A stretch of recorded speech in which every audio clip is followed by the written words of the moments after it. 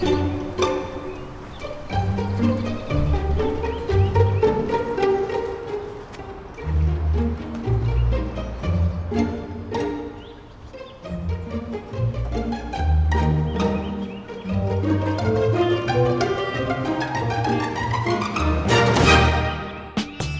a sip from your soul on a metaphysical milkshake.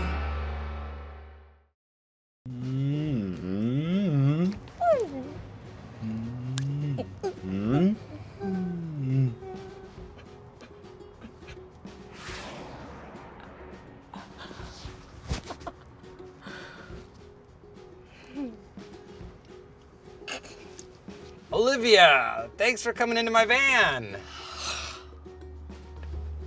Yeah, you know, actually, we can actually have a conversation. Oh. Yeah, no, with we our can. mouths. Yeah, with our mouths and Instead our of brains. bodies. Okay, that's Yeah, a choice. yeah.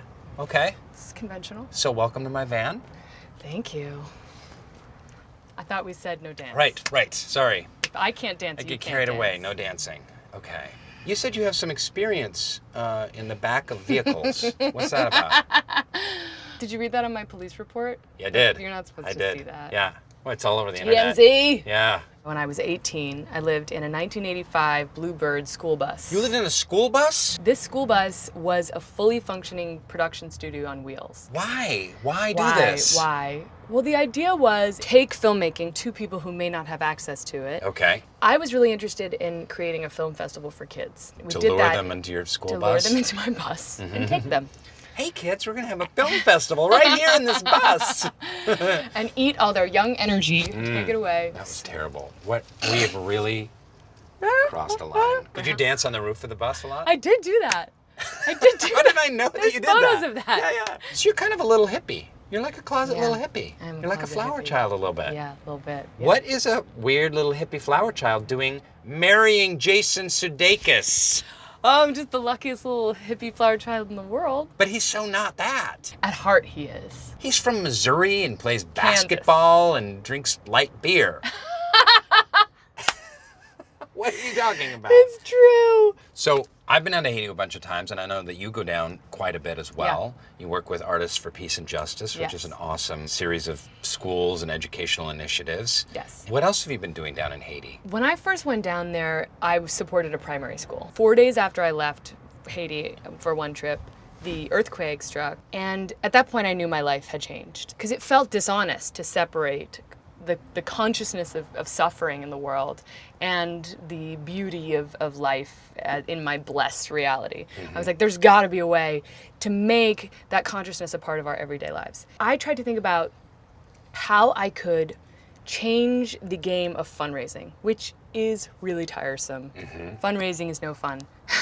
I don't know why it's called fundraising. It should be called no fundraising. You do know that the word is fundraising, not fundraising. Yeah, but fun shouldn't be in there. Just wanted to make sure that you knew about the D. There's a D? Yeah. Oh, I gotta rewrite some emails. So people are spending money by the billions on bullshit items of all types. So Conscious Commerce is a company that pairs brands with small organizations that really need the money around the world. It's not just like, this goes to feed children somewhere. It's like, no, you buy this backpack and this high school, the Gets the Academy profit for from it. Peace and Justice Yeah. in Port-au-Prince, Haiti, which is printed on the bag, gets the profit. And what is Half the Sky? Half the Sky is a beautiful book written by Pulitzer Prize winning journalists Cheryl Woodun and Nicholas Kristof. And they wrote it as a way to introduce people to the world of female-run small organizations around the world. So they made a documentary after this book that had 6 actresses flying around the world, interviewing people in Cambodia and in all over Africa. And the funny thing is people say, well, why actresses? Like, what do actresses know? And I understand that argument, but it's amazing the power of Hollywood to draw in an unlikely audience into a conversation that's really worth it. Seeing like Tori Spelling in the slums of Mexico City, it's just... I want to see that. Yeah, right? Yes. It's kind of, in a way, depressing that people focus so much attention on bullshit celebrity, but if we can use that for a greater purpose, why not? Yeah. We see worldwide the oppression of women, socially and economically, and humanity is never going to arise to its potential greatness and maturity if men and women Yeah. aren't in full justice and equality and working side by side. In Kenya, there's a village called Umoja, which is a village of all women. It was created to create a safe space for these women who were suffering all sorts of domestic abuse. The amazing thing is one man who's grown up in this village is the most brilliant, wonderful man. And when I interviewed him about what it was like growing up in a village of all women, he couldn't even imagine why men would ever feel that they should have control over women. I was like, oh my God. This is it. This is the ideal. If you start young with these messages of equality and love, then, imagine what the next I generation wish I would have will grown get. up on an island full of women. Your parents are both journalists from Yeah. Washington, D.C.? They're actually from a long line of journalists. So if you weren't an actor, would you want to be a journalist like your I parents? don't think so. It is such an important part of our society. The truth tellers are the most important part of a democracy. But it is very, very difficult to do, and I worship and respect those who do it well. My kind of way of doing it has been through documentaries, which kind of marries my love for journalism and filmmaking into a perfect little Nice. baby. So would you take a look at this rash? Yeah, that's lupus. Yikes. Really? Yep. That sucks. That'll be $7,000. Lightning round. Hit me. How do you find calm in a chaotic world? I drink heavily. What's one emotion you wish you could control better? Road rage. Define success in 10 words or less. You better be successful at doing that. Oh, cock. Okay. Still doing it when I'm old. What can we learn from animals? Compassion. What do you hope happens when you die? I hope that there is the greatest dance party of all time happening somewhere, and then I just appear and it's all the people that I really want to hang out with. Yeah. And we just dance. You're just talking about the end of the movie, This Is the End, which is what happens. Yeah. That's what I want. That's your perfect, okay, perfect. What are 5 non-physical traits that turn you on? Humor, humility, intelligence, confidence, and curiosity. What is the purpose of your life? To leave the world a little bit better than it was when I found it. You were married and you got a divorce. Yes. And now you are engaged Yeah. again. Show your Yeah. bling ring. What? Oh, what? You were in love, out of love, now in love again. What have you learned about love? It's given me a lot of faith in love in general. The idea that you can lose something that is so dear to you and recover. There's nothing more painful than heartbreak. And when we learn to coexist with someone, that break is traumatic because you are literally in withdrawal. Your body, mind, soul is twisted in knots.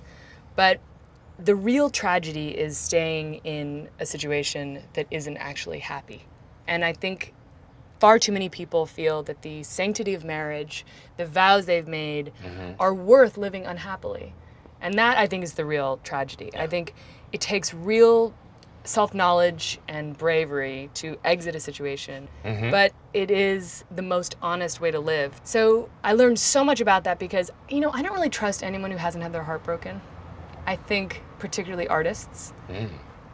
It really teaches you so much about who you are and really teaches you empathy. And it really is a relief to stop pretending you're perfect. And I think once you have that kind of self-knowledge, I haven't admitted that to myself. you'll get there. I'm perfect and You are unflawed. perfect in every way. Drink me in. So Olivia Wilde said that she doesn't trust any artist that's never been heartbroken because you learn so much from it. Have you been heartbroken?